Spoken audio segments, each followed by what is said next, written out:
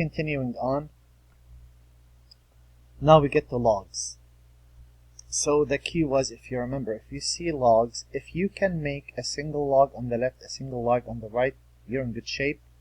In this case, I could combine those two logs into a single log and say that's the log base 3 of x times x plus 3 equal log base 3 of 4. And by stating that, automatically I have x squared plus 3x equal a 4. This is quadratic. I could factor that.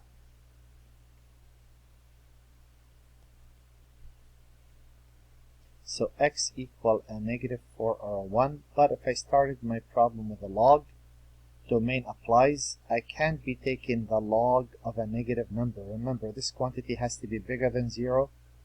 Can't equal to 0. So negative in there will make that the log of a negative. That's not allowed. So the answer is just 1. So every time I start the problem with an even index radical, an equation. Every time I start an equation with a fraction in which the denominator could be 0, and every time I start a problem with a log, I have to check my answer to make sure that if it's a fraction, the denominator doesn't equal 0. If it's an even index radical, I get a true statement, or you're not taking the log of a negative number. I mean, the square root of a negative number. And if it's logs, you want to ensure that the x is positive. The same deal here. I look at this, say, 2 logs and a log. Can I make that into a single log? That's how I proceed anyways. Well, 2 logs with a minus in between, I could fix.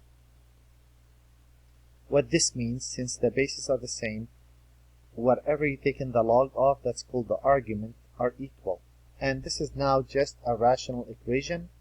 Cross multiply. Swap those. X would be 10 over 4, which is 5 halves. 5 halves in there would be positive. 5 halves minus 2 is positive. That's a fine answer. Here, I look at letter M. The right side, I could write as a log, but we're not going to do that. Messed it up. I shouldn't have touched it. So, if I can't use the shortcut, the definition will solve. The definition will solve anything. This is a log with base e. So, since the log's on the left, the exponential will be on the right, and e becomes the base of the exponential. The side that's not a log becomes a power, and the argument you just copy, and x would be subtract 3 from both sides, and there it is.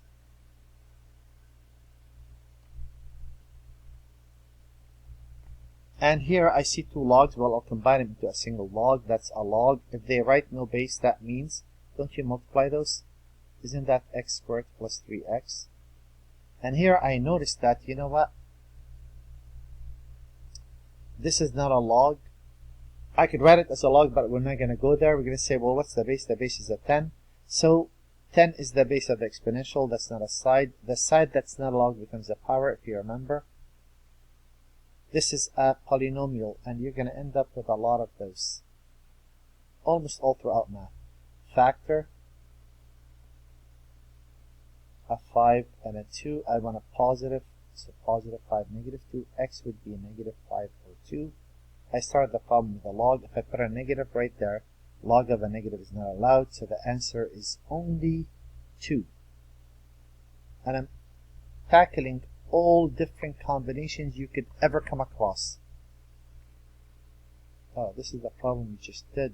Part, oh, what happened? Okay, that's okay. Let's ignore that. Let's get to this problem. Well, 2 logs with a minus, I could write as a single log, and you divide. Since the right side is not a log, I'm going to use the definition. So the base of the log becomes the base of the exponential. Cross multiply.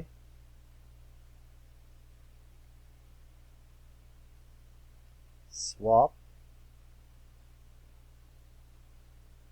And is that allowed? Well, a 3 there is fine, and 3 minus 2 is fine. There it is.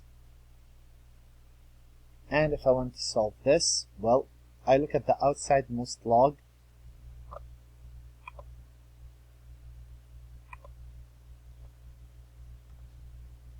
I notice that as a base of 4, so the right side becomes the base becomes a 4, that becomes a power.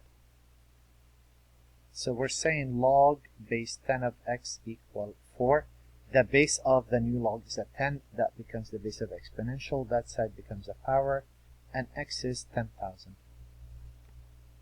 Fairly simple.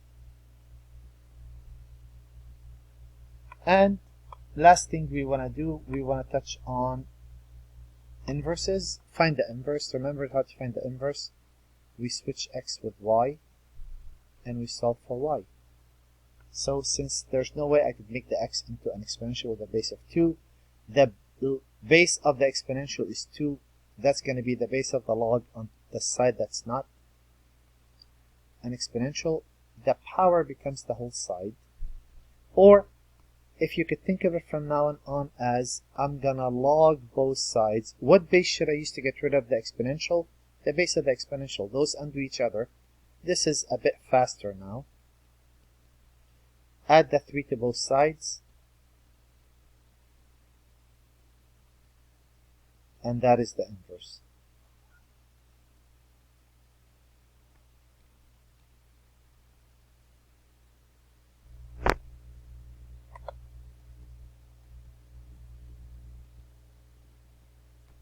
Here the same deal. I'm going to switch x with y. I'm going to log both sides. And what base should I use? I should use a base of 1/3. So this will be the log base 1/3 of x. And here it's just going to be y plus 1, or use the definition. Subtract 1 from both sides, and there it is.